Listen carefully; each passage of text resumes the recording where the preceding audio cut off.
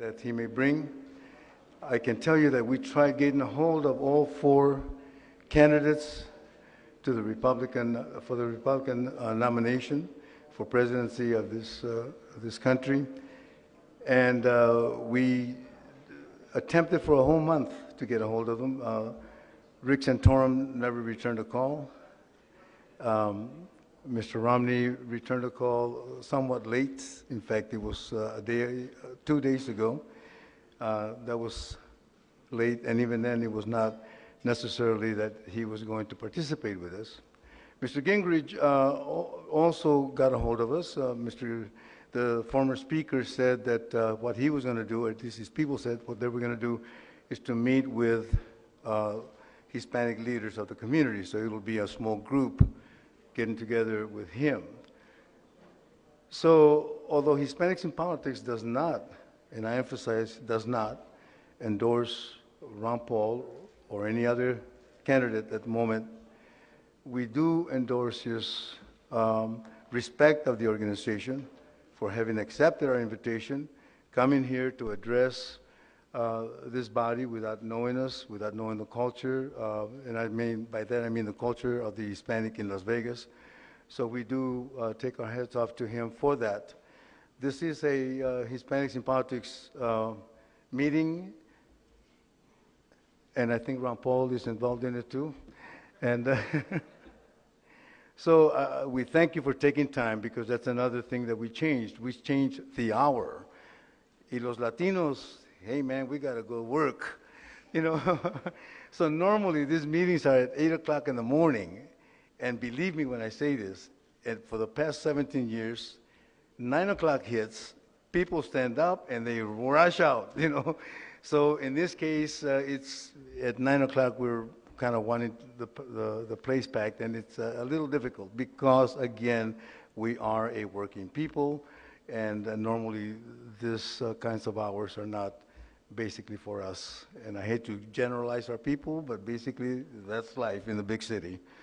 So without further ado, again, we thank each and every one of you for being here. We thank the Ron Paul campaign for accepting our invitation. We thank Fernando Cortez. Fernando, he's my tocayo. Tocayo means namesake. In Spanish, it's got this really warm feeling. Mi tocayo, Fernando Cortez. Fernando, you want to say a couple of words?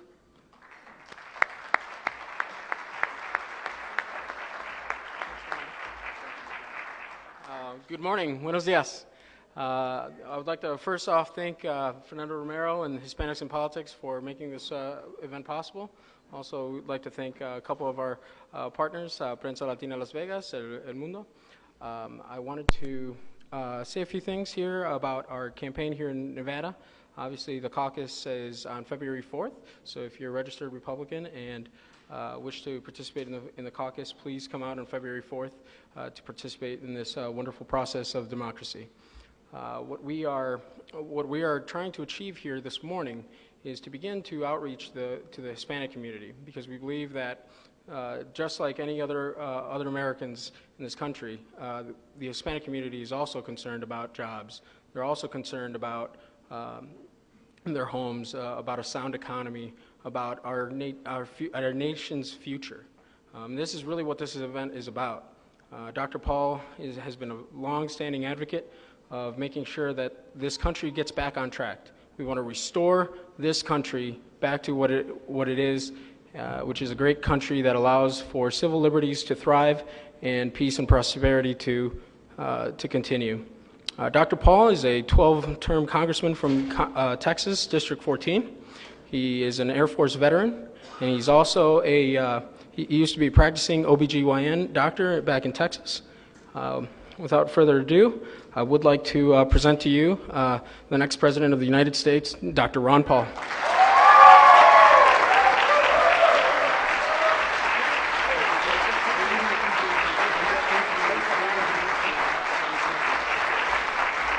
Thank you very much. Good morning, everybody. Delighted to be here. We've been on a pretty extensive tour, and my wife's been with me. She didn't make it this morning because this was her day. I said that she could sleep in, and I provided her breakfast for her this morning because it's our 55th wedding anniversary day.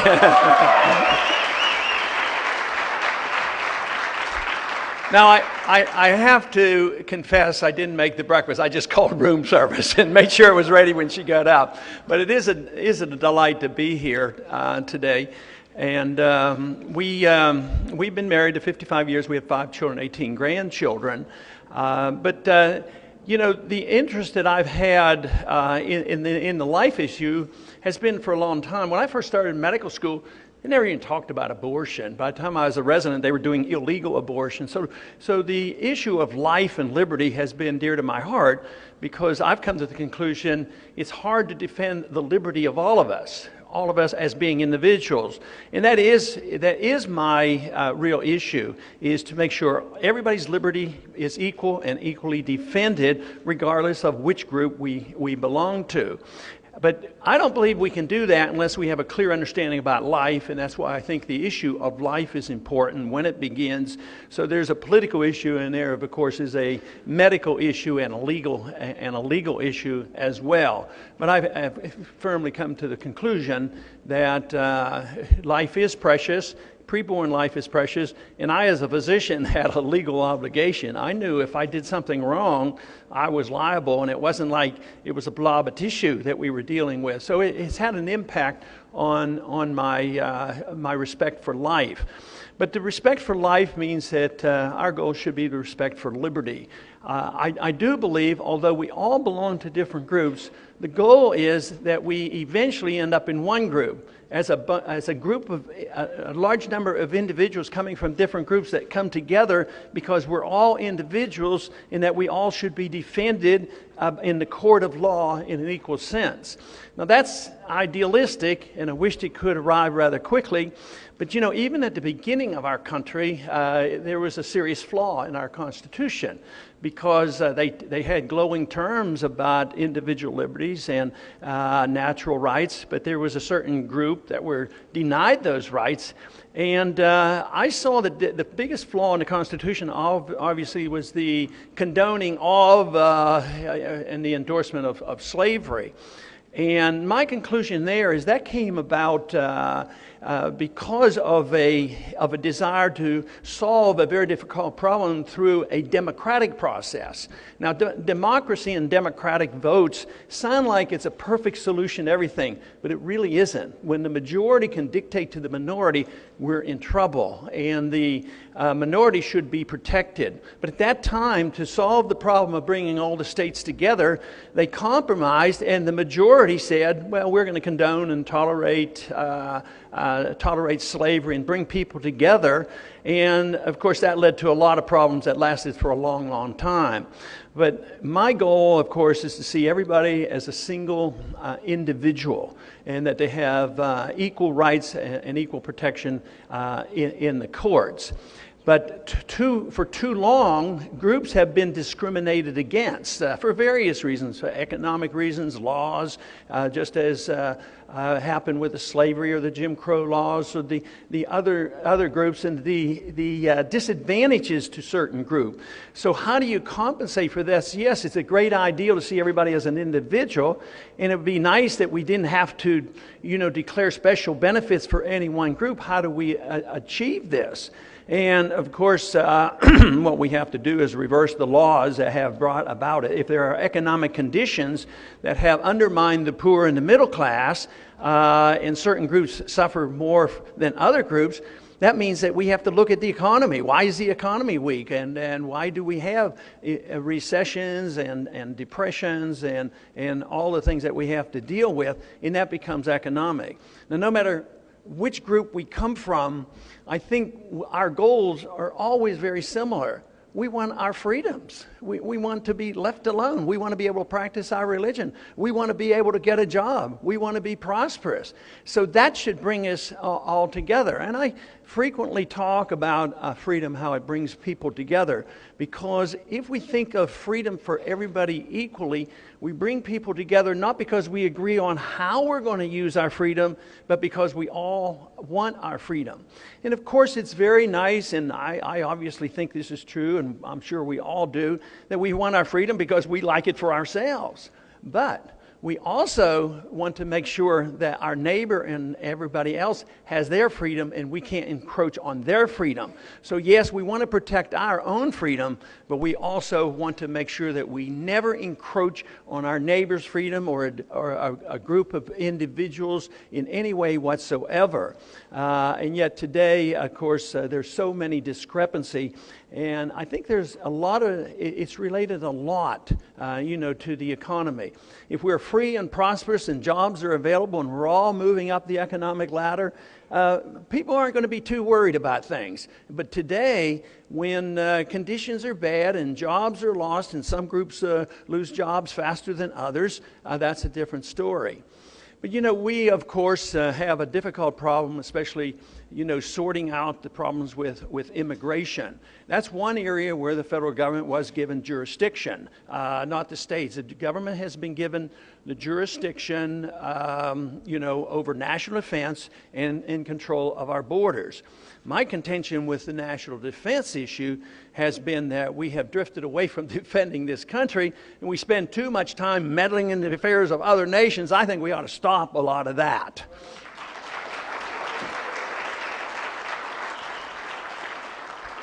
And it is related to our economy. If we're spending this money overseas, we don't get to spend it here at home. And our national debt, which should concern everybody, you don't have to decide which group you belong to. All you have to be is somebody who cares about paying off his debt. And we ran up a national debt, added to our national debt $4 trillion over these last 10 years, mainly because we don't follow the Constitution. We get involved in these wars we shouldn't be involved in. And we don't follow the Constitution. The Constitution says that you can only go to war with a declaration. We go to war now with the president's making the decision. And I think that's wrong. I think that we should never go to war without a declaration. If we have to go to war, we all should get together, fight the war, and get it over with, and come on home.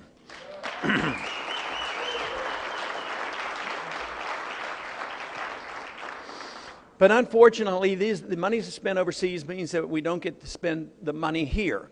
And it diminishes, I believe, our national defense because the money is spent getting involved in wars that we shouldn't be involved in and occupying countries that we shouldn't be in. And at the same time, creating enemies that would like to come here and harm us. And I've been laughed at and belittled because I suggest that we sort of have a foreign policy that we think about the golden rule. And that is, why should we do to other countries that we'd be furious if they did it to us?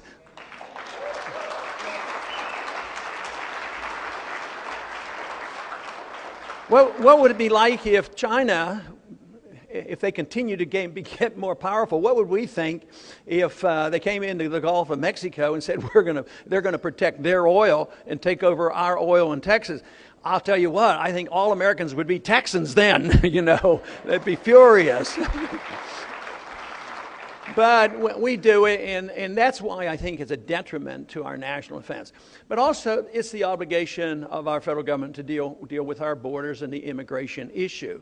Traditionally, immigration issues have been fairly generous. They go up and down. The healthier the economy at the end of the 19th century, in the early part of the 20th century, where there was a lot more economic growth. We were on a gold standard. There was more economic growth, although there was discrimination to almost all groups that came in. Because new people, I guess it's part of human nature, were not welcome, but less so then because the economy was growing and there was an ever greater need for workers and jobs were available. Today, it's a little bit different because the economy has been weaker. We have a welfare state. And when things go badly, I think individuals look for scapegoats. And I have said in public debate that I believe Hispanics have been used, and the immigrants that have come in have been used as scapegoats to say they're the problem, instead of them being a symptom maybe of a problem and a problem with the welfare state. The target has to be on groups of individuals, and I think disastrously about how in Nazi Germany, how they had to have scapegoats to blame it on, and they turned on the Jews at that time. But now there's a lot of antagonism and resentment turn just automatically to immigrants. No, and some people say, well, no, not immigrants. It's just illegal immigrants. And I do believe in legal immigration, and I want to, have a provision for, to obey those laws.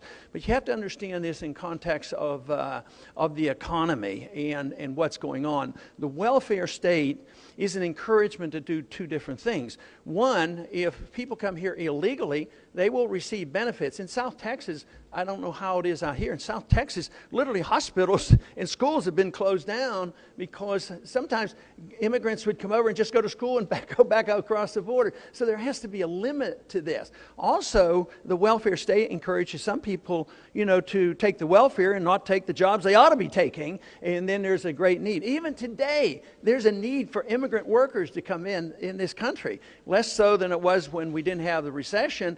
But one of our problems is we don't train our people in this country well enough. Some of the necessary talents have not been provided, and companies actually leave this country to go looking for workers that are better trained. So that is part of our problem as well. But the immigration problem is serious because there's so much emotion attacked to it. And as one who believes in individual liberty and the American spirit and the American dream, the one thing that I have resisted and condemned and think it is not the American way, I just do not believe that barbed wire fences and guns on our border will solve any of our problems.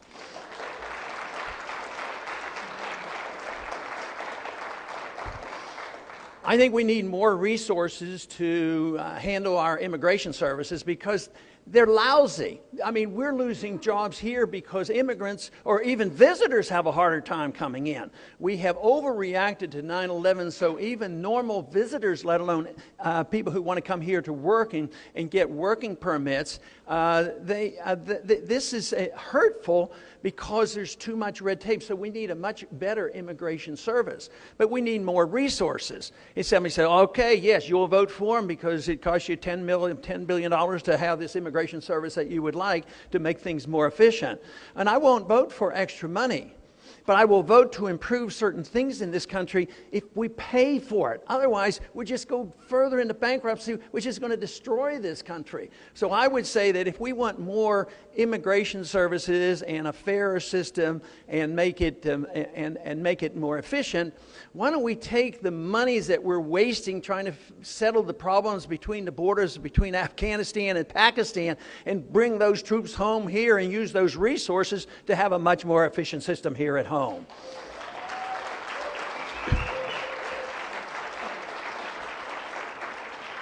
But there's been a lot of proposals, and some by even other candidates in the race that have proposed that what we need are more identification. We need more cards, and we need more papers to find out who the illegals are and what they can do and having something like the real ID card or a variation of that. I've opposed this all the time because I don't want to live in a country where we have to have our papers to go about and go from one state to another or buy something or get a job. Even today, everything's being registered in Washington.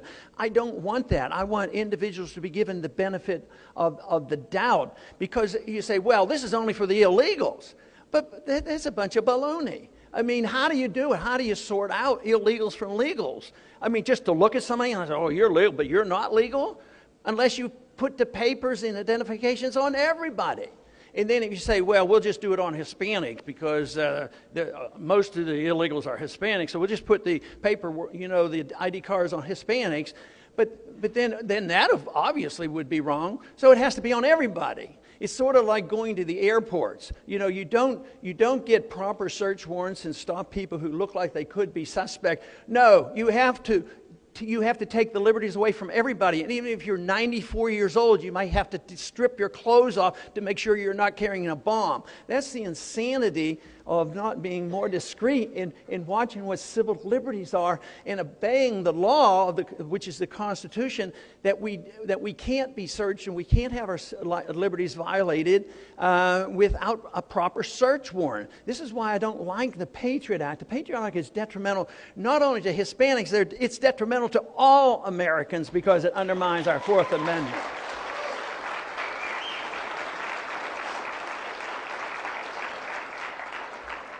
Now, I have written a recent book. It's probably about a year old now. It's called Liberty Defined. And one chapter in Liberty Defined, it does go over the immigration issue in detail. And quite frankly, it was not the easiest chapter to write, to defend the Constitution, to defend the obligation of the federal government, to be fair and open, and how do you handle all the problems. I make a strong point in there, the healthier the economy, the less the problems we would have, and I think most people agree with that. But what do you do in the meantime? The other problem, though, and you've heard this discussed in the debates, that there's a lot of controversy, is if we have, and nobody knows the exact number, if we have 15 million illegal immigrants here, okay, well, it's no big deal, just give them citizenship and let them start voting. Well, that means you don't believe in the law. That means anybody can come anytime they want and they can be in. I don't accept that position. I think we should have legal and generous immigration policy. And we should be very open to workers coming into this country and strive for a much healthier economy. But what is the solution? I don't think there's an easy, perfect solution to say that we endorse the principle that we shouldn't break the law. At the same time, we have to make a decision on how you handle people who have come illegally.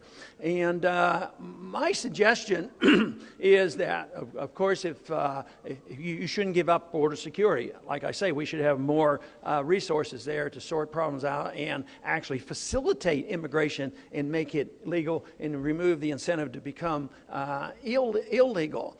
But if we did this, we still have to deal with the whole area of the people who have been here for a long time. And short of saying we're going to reward you and say, well, you've been here a long time, we'll just give you citizenship and that'll solve all the problems. Well, that invites controversy too. But the other answer, we're going to ship everybody home. Well, first thing is that's impossible. And I don't think it makes any sense that we'd need all the resources of all the military to come around. And then what are you going to do if you find somebody that's been here most of their lives? I mean, I've dealt with these cases in Texas, and I've seen the children, accidentally being born on the wrong border, but raised here and probably spoke a lot better English than they did Spanish. And they said, well, they have to go back to Mexico. Well, that makes no sense at all to do that. But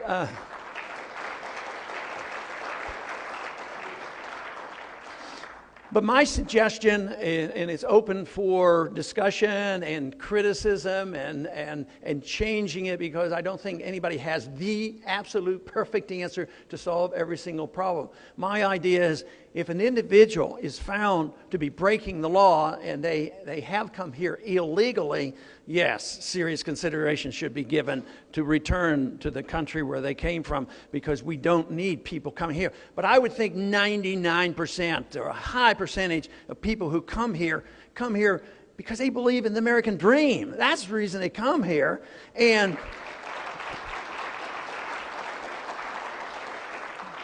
And also, I believe most immigrants come here with a very healthy work ethic. Remember the old days when the work ethic was the American way? But today we have a work ethic that so often is expressed by those individuals who are just begging and pleading for a chance. So under those circumstances, we have to be very open to that and realize that. But then again, my suggestion was something like this, that in order to clarify it, if people have been here so many years, if they've been here and they don't qualify for being rounded up and sent back to their country of origin, to get them a work card and maybe even put an asterisk on it, and say, well, give them a green card and let them be workers here and work it out. Somebody suggested one time, and I thought it wasn't too unreasonable. It might be a little bit strong for a few people, but they said, well, why don't we solve the problem of how long they should be here before they can start voting the same length of time as we who have been born in this country. It takes us 18 years before we can vote, and it isn't like you come over one day, I'm illegal, and you're recognized and you can start voting. I don't think too many people endorse that because you're rewarding the wrong thing. But we really have to facilitate the immigration services to make sure that we're more generous in allowing people to come in. And of course, there's still the element of competition in labor and what the labor costs will be and these sorts of things. But believe me, the free market sorts a lot of that out. Sometimes in this country, when you have very powerful forces, sometimes labor prices are way too high. And sometimes that happens and they destroy our businesses. Why do the companies up in the Midwest? I lived in Pittsburgh and they had strong union wages, and the price of labor was 3 or 4 times the wage of the average worker. They went out of business. You say, well, we really believe in helping people. Well, sure. It'd be great if you could make the wage 3 or 4 or 5 times the market. It might work for a while, but after a while they don't have jobs. And so therefore there is competition in labor. It should be a healthy competition to keep prices down. So under these circumstances, I think there's a lot that we can improve our relationships with everybody.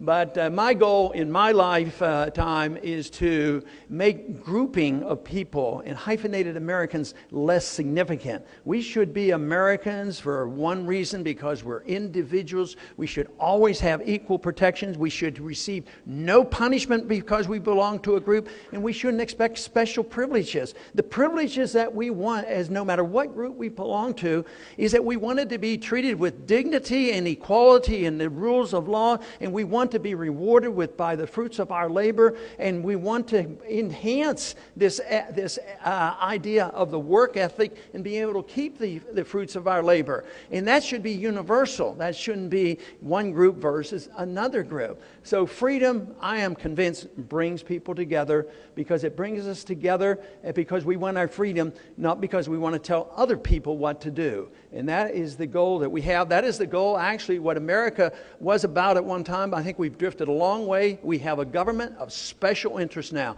They run things. Middle class is shrinking. And when you destroy a currency, when you don't have a gold standard, when you inflate and devalue a currency, there is a transfer of wealth from the middle class to the very wealthy. And this is what's happening. Not only do they get a transfer when you're undermining the value of the currency, when they get into trouble, guess what? They get the bailouts, and the middle class gets the bad debt. They lose the jobs and they lose their houses. So that is the system that really is inequitable. It's a system that is biased toward the powerful special interest. And what we need to do is make sure people understand what property rights are, what fairness in courts means, what sound money means, and what the incentive system means. Under those circumstances, you don't have companies who spend a lot more money on lobbying than they do in R&D. That's where our problem is today.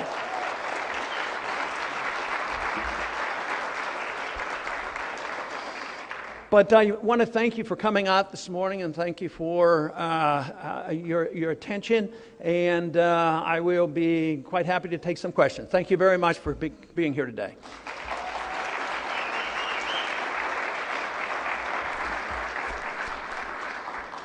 Okay, if we don't have a mic, we do have a mic, it looks like. So I want to make sure I hear the questions.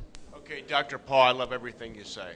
I mean, it's unbelievable. And Mike, closer to the mic. Okay, and thank you for being here. Okay, now, I also believe in sound money and gold and silver standard, but at what price would gold have to be before it would be commensurate with the dollars in existence now? Okay, that's a very important question about how you return to a gold standard.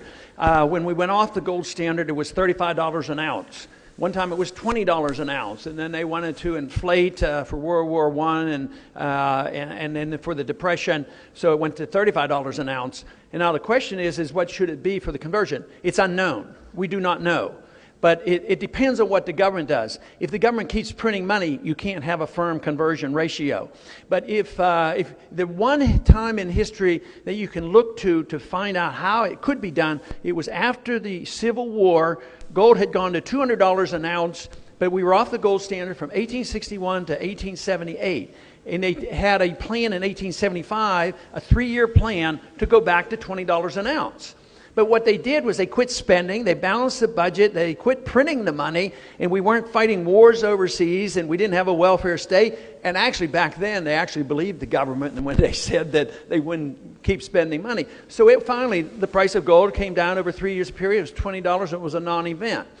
In the 1920s, after World War I, the English went back on the gold standard at their old amount, but didn't quit spending the money. It was a total failure, and it discredited going back to the gold standard. So you have to have a transition period, and the market would determine it. And the market right now says it should be at $1,700, but a lot of people wouldn't trust that. As long as you keep printing money and running up debts, they're going to abuse it. It could be $2,000, $3,000, or $4,000.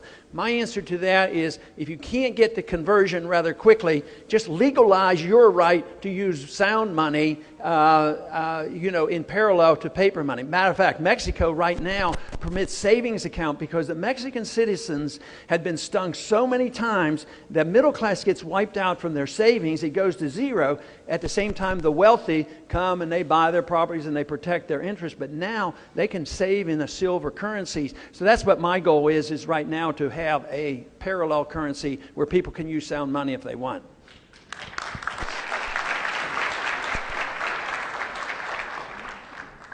Dr. Paul, thank you for being here today. I just wanted to get your perspective on the DREAM Act, as it can help aid many, many, many kids in this, in this country that are in need of it, and it can help our economy as well.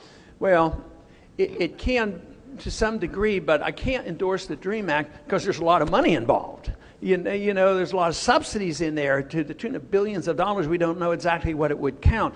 So that's a little bit different than what I'm talking about, that taking more money from one group and giving it to another and think we're going to solve these problems. I really don't think that is the case. But that part in here about trying to work people into the system that have been here, rather than saying that, the attitude that you have barbed wire fences, you have guns on the border, and you round up people and ship them off. Mine is opposite of that, but it does not endorse the principle that we tax another group in order to subsidize the people that have been shortchanged previously. So it's hard to make up for past sins and errors, but to pass the penalty on to another group right now. It's sort of like, there's been abuse of, say, the Indians 200 years ago. Well, I don't think you should be taxed because our forefathers abused the Indians, because I don't think you were guilty. So I'm not for taxation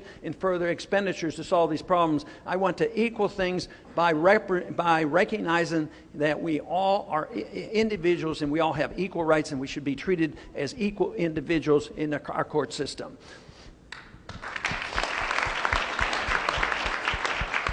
Yes, Congressman, just a comment and then a question. It will take in any of immigration or path to citizenship, it will take at least 10 years for that person.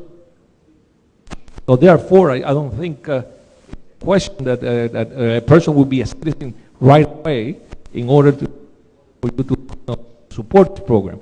But secondly, my question to you is, for example, if you would have been a president during 9/11, funded the same way that George Bush did. Okay, I think I got the question. If I had been president on 9/11, what would the response have been? In some ways similar to that, but much more restrained, because I voted for, the power to go and the authority to go after those responsible for 9/11. But I wouldn't have used that power to go into nation buildings, into countries that had nothing to do with 9/11. So that was the excuse, not only to give us the Patriot Act, it was the excuse to invade Iraq that had nothing to it. There was no Al-Qaeda in Iraq. And actually, they were a pretty good enemy of the Iranians. Now, Iraq has been turned over literally because we've turned it into a Shiite nation, which now they are aligned with the Iranians.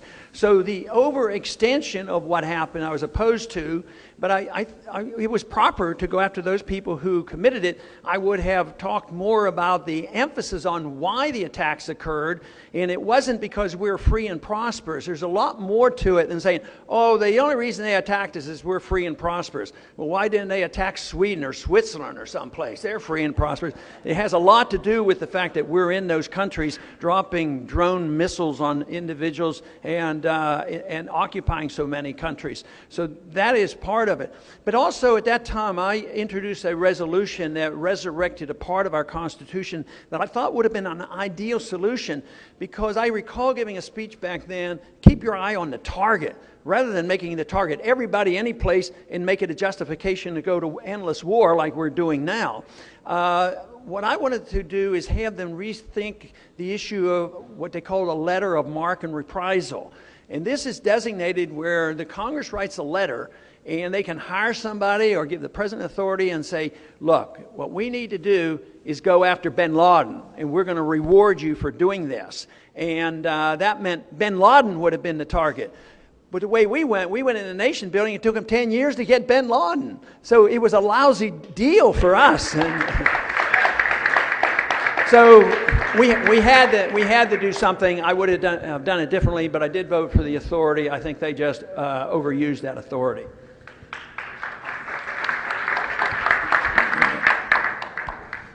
Congressman, this election, everybody's talking about jobs and the economy.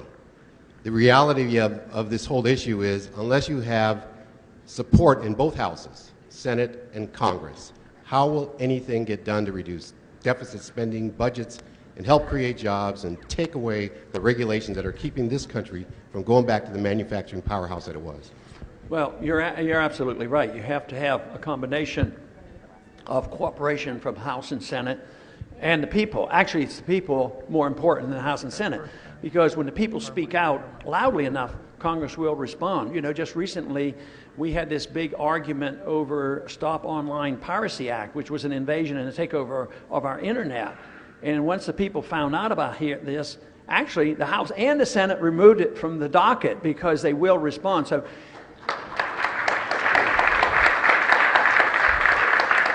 So for me to win the presidency, I have to get a lot of support from the people, and that sends a powerful message. Also, there would be new members in Congress, but you still have to work with people.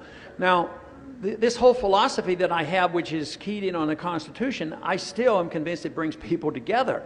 For instance, I get a lot of support from Democrats and independents, as much as I do from the Republicans, because I take this position on the war issue. I take a different position on civil liberties. I take a different position on, I think it is so abusive of our civil liberties to the minorities when they enforce these drug laws. There's nothing fair about the way they enforce drug laws.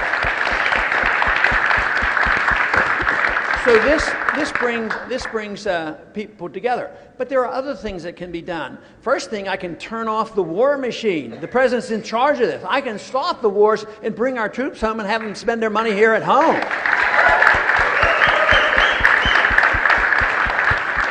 Also, there's no authority in the Constitution for the executive branch to write laws, and that's what regulations are. So I can start repealing laws because they're all illegal. How about all these executive orders? The president's not supposed to write laws by executive orders and signing statements, so I would have the authority to reverse that. Although, you know, if you want to write a new regulation, the Congress should do this, but I'd be vetoing new legislation. I'd like to see the Federal Register shrink. Nobody can even read it, let alone understand it. The people are victimized by the unbelievable regulations written. I mean, you know the story about three people write to IRS agents to get an explanation on how to fill out their form. You can't even get the IRS agents to understand and give you the same answer. So that could be corrected a lot by a president by just rescinding regulations that came about illegally. But overall, nothing changes in the world if the people's hearts and minds don't change. But this is where I'm optimistic. This is what I'm sensing around the country today, is people are sensing this whole issue of liberty is important. Government can't solve our problems. We have too many wars. We have to undertake a thorough study of the Federal Reserve System, because as long as they're going to print money, they're going to print money. And as long as they do this, they're going to get us into mischief, spend money. You're supposed to be spending the money, the people, not the government. And they're not allowed to counterfeit the money because it's prohibited by the Constitution. This will be our last question. Dr. Paul, how can we best continue to spread your message of liberty after 2012? No matter what happens, we want to keep this message of liberty growing and keep it alive. So how can we best do that? That's my question to you.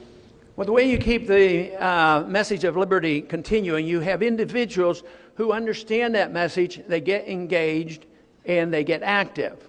But for me to say what you should do wouldn't be the answer at all, because everybody has a responsibility, everybody has different talents.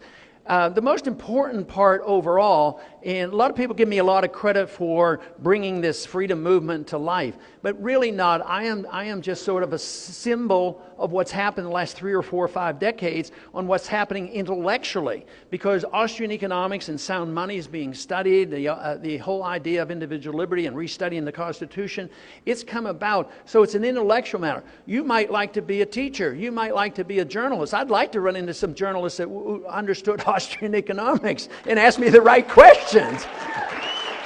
But being a teacher and an activist supporting candidates, it's amazing what happened after 4 years ago. And it started low then, it's growing exponentially.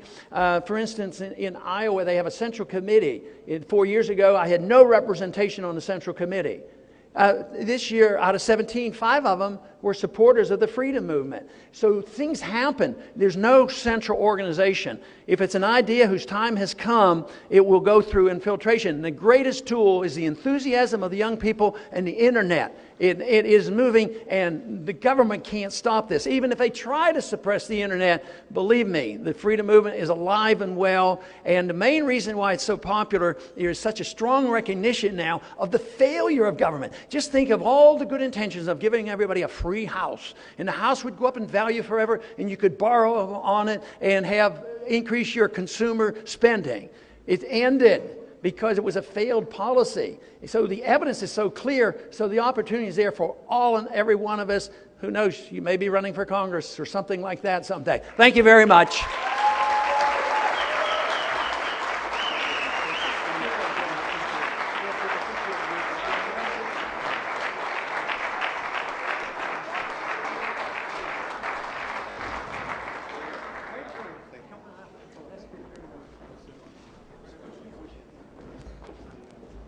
The Congressman, first of all, thank you for coming, and I do thank the Congressman for accepting our invitation. He's going to be here to our left. He'll take pictures with a few of you. Do not overwhelm the matter, but he will take time to take a few pictures. Again, thank you so much for coming. Muy buenos días.